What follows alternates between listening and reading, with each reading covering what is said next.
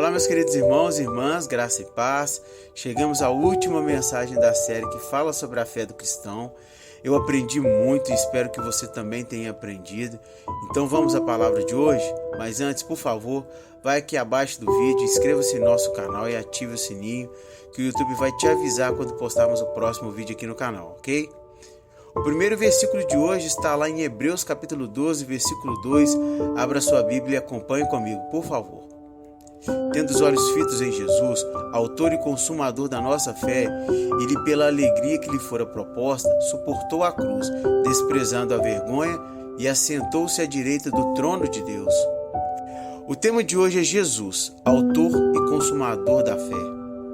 Como bem aprendemos ao longo de todas as mensagens aqui no canal, nossa vida cristã baseia-se na fé. É por meio da fé que somos salvos. Efésios capítulo 2, versículo 8.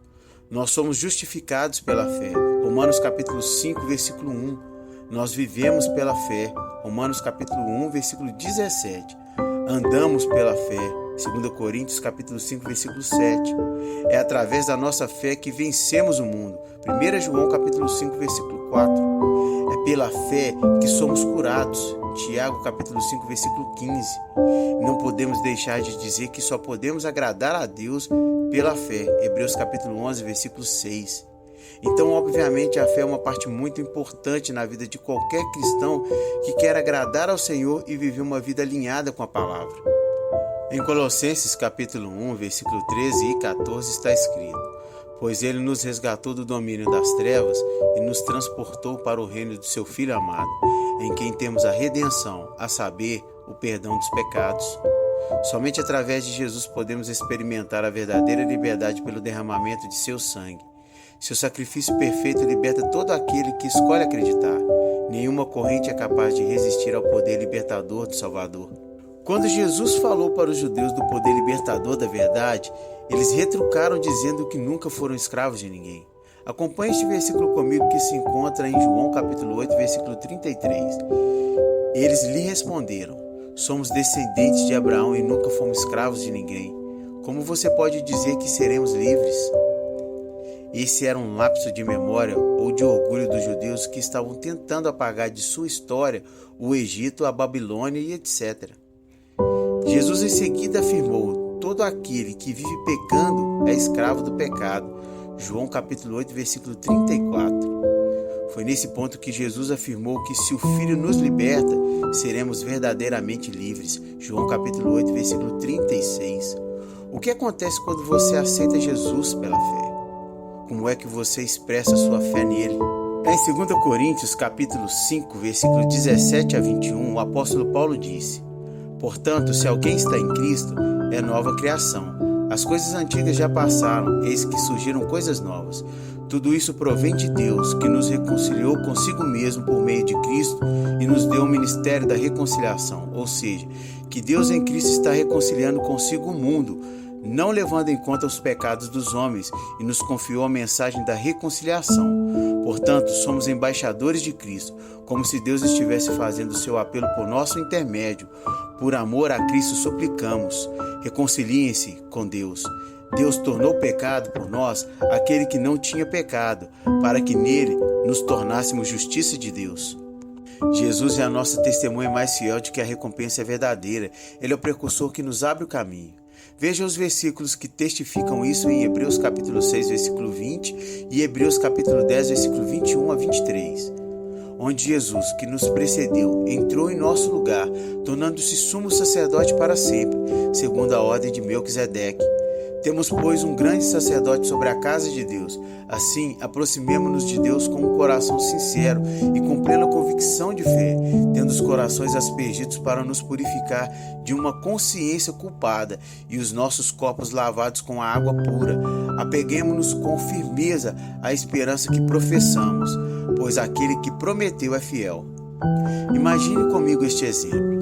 Hoje você é um computador usado, comprado das mãos de alguém, e esse alguém não informa ao seu novo dono que você contém um vírus. Ele te leva para casa e te liga, e lá contém um programa indesejado que está bloqueando todos os outros, atrapalhando os projetos que ele iria realizar em você. Você concorda comigo que, dependendo do tipo de vírus que você tenha, alguns programas específicos não funcionariam direito?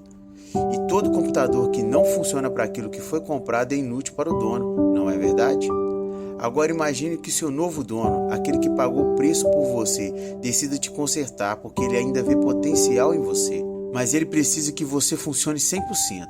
Então ele te leva a um técnico, um especialista por assim dizer, para te limpar, formatar, te reiniciar e instalar um programa novo. Assim ele pode te usar exatamente conforme ele planejou. Acho que você já entendeu o que eu quero te dizer, mas só para esclarecer, o homem é como este computador infectado com um vírus chamado pecado. E Jesus é tudo. Ele é quem pagou o preço por nós. Ele é o especialista, o único que te limpa, que te formata, que te reinicia e te dá uma vida nova. O homem é incapaz de fazer isso por si mesmo. Em João capítulo 1, versículo 29, diz que Jesus é o Cordeiro de Deus que tira o pecado do mundo. Jesus é a razão pela qual temos fé. Sendo um com Deus, ele expressou a fidelidade divina para conosco. O Senhor nunca desistiu de seus esforços para nos salvar, e é por isso que alcançaremos a recompensa no final se não desistirmos. Jesus correu com paciência e permaneceu fiel, mesmo quando somos infiéis. Nossa fé é apenas uma resposta à sua fidelidade. Se Cristo não tivesse feito isso, não teríamos a mínima esperança. A nossa missão agora é anunciar o Evangelho, dizer que a salvação é gratuita, a graça é abundante e que a liberdade é absoluta.